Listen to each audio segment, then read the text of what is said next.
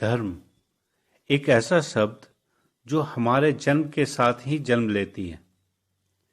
एक ऐसा शब्द जो समाज को तो बांधती है पर देश को तोड़ती है। इतिहास गवाह है। धर्म के रास्ते कुछ लोगों ने अपनी मुक्ति साधी तो वहीं कुछ लोगों ने धर्म को अपने निजी स्वार्थ और आकांक्षाओं को प्राप्त करने का रास्ता बनाया। धर्म उस चिंगारी के समान है जो दिया भी जलाती है और घर भी। आज बिखरती मानवता जब तीसरे विश्व युद्ध के मुहाने पर खड़ी है तो ये बात समझना जरूरी है कि हम किस ओर जा रहे हैं। इस ब्रह्मांड के शायद हम पहले जीव होंगे जो अपने विनाश की कहानी खुद लिखेंगे। खुद को मिटाने की जिद, ये पागलपन नहीं तो और क्या है? कैसे हम मान लें कि धर्म हमें समझदार बनाती है, उस परम शक्ति से एकाकार कराती है? क्या हमें धर्म को फिर से समझने की जरूरत है? ऐसे धर्म या मजहब को तत्काल छोड़ देनी चाहिए जो इंसान को इंसान से बांटता हो, जिसमें तर्क की आजादी ना हो, जहां तर्क को ईश्वर के विरुद्ध षड्यंत्र समझा जाता हो, जहां हमारी सोच के स्वच्छंदता पर पाबंदी हो, जहां हमारे लिबास या खान पान से हमारे व्यक्तित्व का आकलन हो। ऐसा कोई भी संप्रदाय या धर्म समाज के लिए परजीवी की तरह ही होते हैं जो समाज के खून को चूस कर खुद तो फलते फूलते हैं पर समाज को बीमार, बहुत बीमार बना देते हैं। तर्क ही धर्म का आधार है। तर्क ही हमें ईश्वर तक पहुंचने का रास्ता देता है। तर्क से ही आप ज्ञान योग और फिर भक्ति योग तक पहुंचते हैं। भगवत गीता ईश्वर के द्वारा दिया गया कोई प्रवचन नहीं है, अपितु श्री कृष्ण और अर्जुन के बीच हुए तार्किक संवाद है। तर्क से ही विश्वास का जन्म होता है और विश्वास से भक्ति का उदय होता है। जरा सोचिए, अगर आप हमें नहीं जानते हैं तो क्या आप हमें 10,000 का उधार दीजिएगा? नहीं ना। तो आप बिना जाने ईश्वर को अपना सर्वत्र कैसे दे सकते हैं?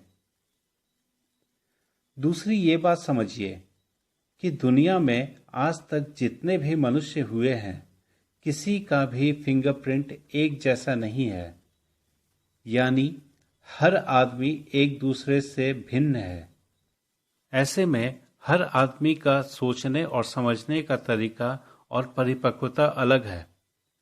तो फिर ईश्वर को समझने का रास्ता सबका एक कैसे हो सकता है? हर किसी को हक है कि ईश्वर को वो अपने तरीके से समझे और धर्म में इस बात की स्वतंत्रता होनी चाहिए। और किसी भी बात को हम समझते कैसे हैं? तर्क से। किसी भी बात को समझने के लिए हम खुद से तर्क करते हैं, अपने दोस्तों और जानकारों से तर्क करते हैं और फिर अपने समझ को बनाते हैं और आगे बढ़ते हैं। धर्म कोई बंधा हुआ रास्ता नहीं है। ये तो एक नदी के समान होती है जो कि अपने जीवन काल में बहती हुई हर अच्छाई और बुराई को अपनाते हुए और व्यापक और पवित्र होते हुए महासमुद्र में विलीन हो जाती है। धर्म का मतलब धारण करना होता है। प्राकृतिक रूप से जो हम हैं या फिर स्वेच्छा से जब हम किसी सोच या किसी ज्ञान को अपनाते हैं तो हम अपने धर्म का निर्माण करते हैं। जैसे पानी का धर्म है बहना, आग का धर्म है जलना, वैसे ही मनुष्य का धर्म है ज्ञान प्राप्त करना, क्योंकि ज्ञान ही हमें आत्म साक्षात्कार कराती है। आत्म साक्षात्कार ही हम में समर्पण की भाव जागृत करती है और समर्पण से ही भक्ति की उदय होती है। ईश्वर को समझने की हर प्रयास, चाहे वो ज्ञान से हो या तर्क से, जब एक अंधी मोड़ पर खड़ी हो जाती है तब समर्पण का भाव उत्पन्न होता है और शायद अलौकिक ज्ञान का संसार भी। क्योंकि हर मनुष्य अलग है, इसलिए हर मनुष्य का धर्म भी अलग है। वो ईश्वर को अपने स्वभाव और अपने विचारों के कसौटी पर घिसकर ही अपने तरीके से समझेगा। इस विचार से अगर आप देखो तो शायद संसार में कोई बुरा नहीं है और शायद कोई अच्छा नहीं। हर लोग अपने स्वभाव और धर्म के अनुरूप ईश्वर तक पहुंचने का रास्ता ढूंढते हैं। कोई थोड़ा आगे है और कोई थोड़ा पीछे, लेकिन सब एक ही नदी में बह रहे हैं।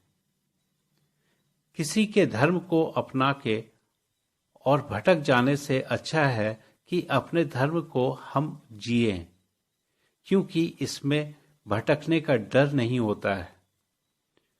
कोई भी सोच या विचार या ज्ञान अपने विवेक की कसौटी पर परख कर ही अपनाना चाहिए, नहीं तो अंधकार में डूबने का डर रहता है। हमें ये बात समझनी चाहिए कि हर मनुष्य का धर्म अलग होता है, लेकिन ईश्वर नहीं। ईश्वर एक है।